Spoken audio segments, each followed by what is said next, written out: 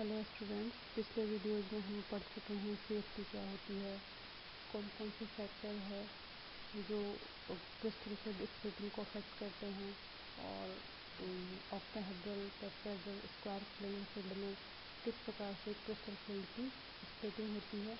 और आज हम पढ़ेंगे एप्लीकेशन ऑफ सीएफटी। तो सबसे पहले है determination of CFT value. With the help of CFT, we can determine the frequency value of the octahedral and tetrahedral complexes by following formula।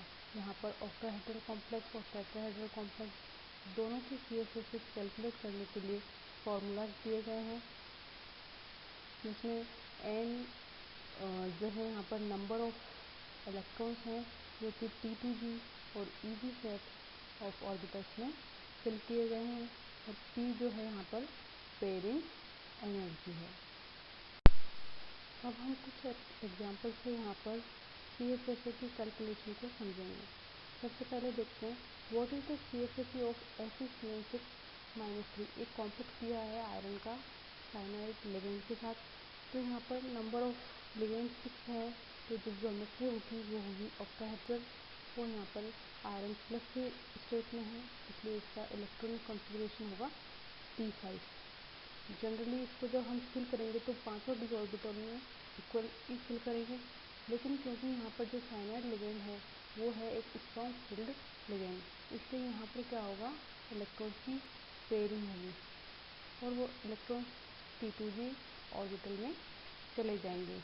तो हम ऑक्टाहेड्रल फील्ड की जो CFSA कैलकुलेशन की जो फॉर्मूला है उसमें वैल्यूज पुट करेंगे, तो देखेंगे कि यहाँ पर जो नंबर ऑफ इलेक्ट्रॉन्स है N T2G जो है वो है 5, उसको हम मल्टीप्लाई कर देंगे -0.4, और यहाँ पर डेल्टा O जो है वो है CFSE प्लस 2 पेयरिंग एनर्जी। यहाँ पर P मतलब नंबर ऑफ पेयर्ड इलेक्ट्रॉन कितने हैं। तो इस प्रकार से हम CFSE की कैलकुलेशन कर सकते हैं। सेकेंड एग्जाम्पल दिया है आपको, यहाँ पर कोबाल्ट का वाटर के साथ एक्वा मॉलिक्यूल है 6, उसके साथ एक कॉम्प्लेक्स दिया गया है और यहाँ पर आपको CFSA की वैल्यू दी गई है। तो हमें यहाँ पे फाइंड आउट करना है कि जो कॉम्प्लेक्स है वो हाई स्पिन कॉम्प्लेक्स है या लो स्पिन कॉम्प्लेक्स है। तो यहाँ पर हमें स्पिन स्टेट देखनी है। यहाँ पर नंबर ऑफ लिगेंड्स जो है वो 6 है, यानी कि जो कोऑर्डिनेशन नंबर 6 है, तो ज्योमेट्री होगी ऑक्टाहेड्रल और कोबाल्ट प्लस स्टेट में है, तो इसका जो इलेक्ट्रॉनिक कॉन्फ़िगरेशन है वो होगा D7। अब हमें ये देखना है कि ये हाई स्पिन स्टेट में है या लो स्पिन स्टेट में है, तो हम इसके अकॉर्डिंग इलेक्ट्रॉन्स की फिलिंग कर देंगे। हाई स्पिन में यहाँ पर इलेक्ट्रॉन्स की पेयरिंग नहीं होगी, सबसे पहले T2G ऑर्बिटल में इलेक्ट्रॉन फिल कर देंगे 1 2 3, उसके बाद EG ऑर्बिटल में इलेक्ट्रॉन फिल करेंगे 4 5। तो बचे हुए जो 2 इलेक्ट्रॉन्स हैं उन्हें हम फिर से T2G ऑर्बिटल में हुन्स के रूल के अकॉर्डिंग फिल कर देंगे, और फिर हम CFSE के जो फॉर्मूला है उसमें वैल्यूज पुट करके T2G सेट में कितने इलेक्ट्रॉन हैं और EG सेट में कितने इलेक्ट्रॉन हैं। T2G सेट में यहाँ पर 5 इलेक्ट्रॉन हैं और EG सेट में यहाँ पर 2 इलेक्ट्रॉन हैं, तो वो फिल कर देंगे और जो देखेंगे यहाँ पर जो CFSA की वैल्यू जो आ रही है वो कितनी आ रही है 0.8। तो हमें नेक्स्ट की तरफ जाने की ज़रूरत नहीं है, लेकिन हम उसकी भी कैलकुलेशन करेंगे। तो यहाँ पर जो स्पिन स्टेट है इस कॉम्प्लेक्स की वो है हाई स्पिन, लेकिन हम इसको लो स्पिन से भी कैलकुलेट करके देखते हैं क्या लो स्पिन से भी यही CFSA की वैल्यू आ रही है। तो हम लो स्पिन में क्या करेंगे, सबसे पहले T2G सेट में 3 इलेक्ट्रॉन फिल करेंगे, उसके बाद उनकी पेयरिंग करेंगे। पेयरिंग करने के बाद जो रिमेनिंग इलेक्ट्रॉन बचेगा उसे हम EG सेट में भेज देंगे। उसके बाद जो CFSA का फॉर्मूला है ऑक्टाहेड्रल कॉम्प्लेक्सेस के लिए उसमें वैल्यूज पुट करेंगे। यहाँ पर T2G में नंबर ऑफ इलेक्ट्रॉन 6 है, उसको हम -0.4 से मल्टीप्लाई कर देंगे, और EG सेट में 1 इलेक्ट्रॉन है उसको हम 0.6 से मल्टीप्लाई कर देंगे। तो यहाँ पर जो CFSA की वैल्यू आ रही है वो है -1.8 del O प्लस P। तो हमें क्लियर हो चुका है कि जो CFSA की वैल्यू दी गई हो तो हम इसकी स्पिन स्टेट निकाल सकते हैं, और हम स्पिन स्टेट पता हो तो हम उसकी जो है CFSA की वैल्यू कैलकुलेट कर सकते हैं। CFSA की CFSE की वैल्यू से हम कॉम्प्लेक्स की जो स्टेबिलिटी है वो भी डिटरमाइन कर सकते हैं, क्योंकि CFSE is associated with the thermodynamic stability of the system. More the CFSE, more will be the thermodynamic stability of the complex. और हमें पता है कि इसकी वैल्यू नेगेटिव और ज़ीरो हो सकती है, लेकिन कभी भी पॉजिटिव नहीं होती।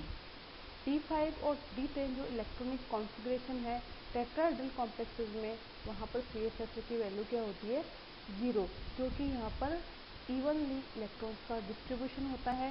सभी जो डी कक्षक है T2G और EG सेट के, वो D5 में हाफ फिल्ड होते हैं और D10 कॉन्फ़िगरेशन में फुली फिल्ड होते हैं, इसलिए यहाँ पर CFSE की जो वैल्यू होती है वो होती है ज़ीरो। सेम ऐसे ही ऑक्टाहेड्रल कॉम्प्लेक्स में जब हाई स्पिन स्टेट होती है तो भी CFSE की जो वैल्यू है वो ज़ीरो होती है। इस प्रकार से CFSE की वैल्यू से हम कंपाउंड की ज्योमेट्री और उसकी स्टेबिलिटी को डिटरमाइन कर सकते हैं। नेक्स्ट एप्लीकेशन है कलर ऑफ कॉम्प्लेक्सेस, कि कॉम्प्लेक्स कलर्ड है या कलरलेस है। कंपाउंड का कलर्ड और कलरलेस होना इस बात पर निर्भर करता है कि उस पदार्थ के जो मॉलिक्यूल, एटम, आयन हैं वो विजिबल रीजन से एनर्जी एब्जॉर्ब करते हैं या इंफ्रारेड रीजन से एनर्जी एब्जॉर्ब करते हैं। जब भी कोई मैटर लाइट की जो विजिबल रीजन है उससे अगर एनर्जी का एब्जॉर्प्शन करता है, तो जो प्रकाश है हमारी आंखों तक पहुंचता है वो हमें कलर के रूप में दिखाई देता है। तो कलर के रूप में हमें वो प्रकाश दिखाई देता है जो कि अपोजिट होता है एब्जॉर्प्शन के। जिस रेडियो वेव को कंपाउंड एब्जॉर्ब करता है और जिसको हम ट्रांसमिट करता है, तो जो ट्रांसमिट करता है वो हमारी आइज को ऑब्जर्व होता है। तो यहाँ पर हम देखते हैं कि जितने भी ट्रांजिशन मेटल कॉम्प्लेक्सेस हैं वो अधिकांश कलर्ड होते हैं, और इसका रीज़न है कि इनमें पाया जाता है डी ट्रांजिशन, और जो भी partial field d orbital containing जो कॉम्प्लेक्सेस हैं यूजुअली कलर्ड होते हैं। GBT की एक सबसे महत्वपूर्ण जो कमी थी वो थी ये ट्रांजिशन मेटल कॉम्प्लेक्सेस के कलर को डिफाइन नहीं कर पाई थी, लेकिन CFT TD स्प्लिटिंग यानी कि जो क्रिस्टल फील्ड स्प्लिटिंग है उसके बेस पे कंपाउंड की जो कलर प्रॉपर्टी है उसको इजीली समझा पाया। यहाँ पर क्या होता है, जैसे कि हम यहाँ पर एक एग्जांपल लिखते हैं TiS2O6 और इसकी ऑक्सीडेशन स्टेट है +3।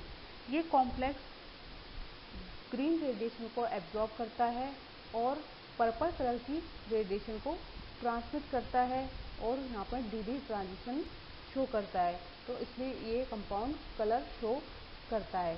क्या होता है कि जो टाइटेनियम आयन है वो उसके सभी डी इलेक्ट्रॉन जो डी ऑर्बिटल्स है वो लिगेंड की प्रेजेंस में, ऑक्टाहेड्रल फील्ड की प्रेजेंस में दो सेट्स में डिवाइड हो जाता है, T2G और EG। तो यहाँ पर जो इलेक्ट्रॉन है वो वेव्स को एब्जॉर्ब करता है, रेडियो वेव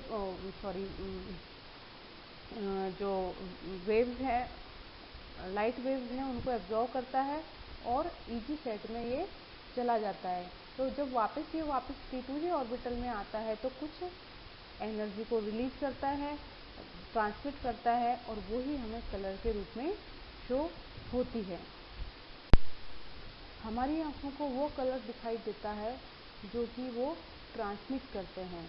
और यहाँ पर हमें एक साइकिल दिया हुआ है, कलर साइकिल। अगर कंपाउंड ऑरेंज कलर की वेव्स को एब्जॉर्ब करता है तो हमें ब्लू कलर ऑब्जर्व होता है जो कि ट्रांसमिट होता है। तो जो कॉम्प्लीमेंट्री कलर होता है किसी भी कलर का वो हमें दिखाई देता है। अगर येलो एब्जॉर्व करेगा तो वायलेट दिखाई देगा, अगर रेड एब्जॉर्व करेगा तो ग्रीन दिखाई देगा। साथ ही कॉम्प्लेक्स का जो कलर है वो निम्न फैक्टर्स पर भी डिपेंड करता है कि मेटल का चार्ज क्या है और उसकी साइज क्या है, साथ में जो उसके साथ जो लिगेंड जुड़े हुए हैं उनकी स्ट्रेंथ क्या है, जैसे जैसे ये सब चीज़ें वेरी होती है, उसके कलर भी, जो कलर की इंटेंसिटी है और जो कलर हमें दिखाई देता है वो भी चेंज होता जाता है। इसके बाद जो नेक्स्ट प्रॉपर्टी है वो है magnetism. Each electron has a magnetic moment owing to its spin angular momentum और ऑर्बिटल एंगुलर मोमेंटम।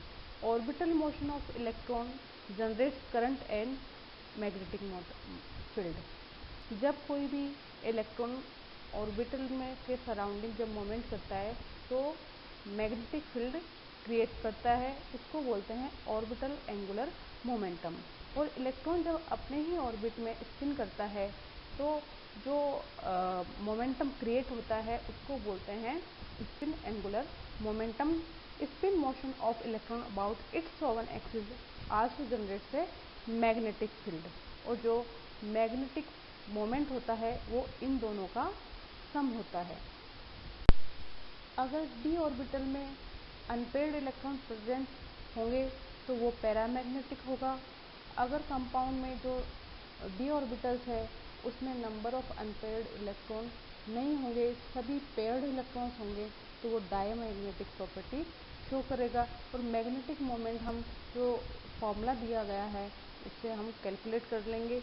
यहाँ पर एन जो है नंबर ऑफ अनपेयर्ड इलेक्ट्रॉन है और इसको हम बोर मैग्नेट्रॉन में कैलकुलेट करते हैं। यहाँ कुछ एग्जांपल्स दिए गए हैं और उनमें इलेक्ट्रॉन फील्डिंग समझाई गई है। अगर स्ट्रॉन्ग फील्ड होगा तो इलेक्ट्रॉन किस प्रकार फिल किए जाएंगे, वीक फील्ड होगा तो किस प्रकार से फिल किए जाएंगे, और फिर उसके अकॉर्डिंग कंपाउंड हाई स्पिन है लो स्पिन है ये डिसाइड हो जाएगा। और फिर हम number of unpaired electron calculate करके और उसका फॉर्मूले में फिट करके हम उसका पैरामैग्नेटिज्म और डायमैग्नेटिज्म कैलकुलेट कर सकते हैं। थर्ड जो एप्लीकेशन है वो है ionic radii of transition metal ion. यहाँ पर एक कर्व दिया गया है, जो ट्रांजिशन मेटल है वो +2 स्टेट में जब उनके सराउंडिंग जो एनवायरनमेंट है जब वो स्फेरिकल होता है तो जो इनकी जो ट्रांजिशन मेटल है, जो ट्रांजिशन मेटल आयन है, उनकी जो रेडियाई होगी आयनिक रेडियाई वो होगी जो डॉटेड लाइन यहाँ पे शो हुई है उसके अकॉर्डिंग। लेकिन ऐसा एक्चुअल में नहीं होता और उसका रीज़न क्या है कि जो डी ऑर्बिटल्स हैं वो स्प्लिट हो जाते हैं। तो कैल्शियम +2 आयन और मैग्नीज +2 आयन और जिंक +2 आयन, इनमें क्या होता है जो इलेक्ट्रॉन्स हैं डी ऑर्बिटल्स में इक्वली फिल होते हैं।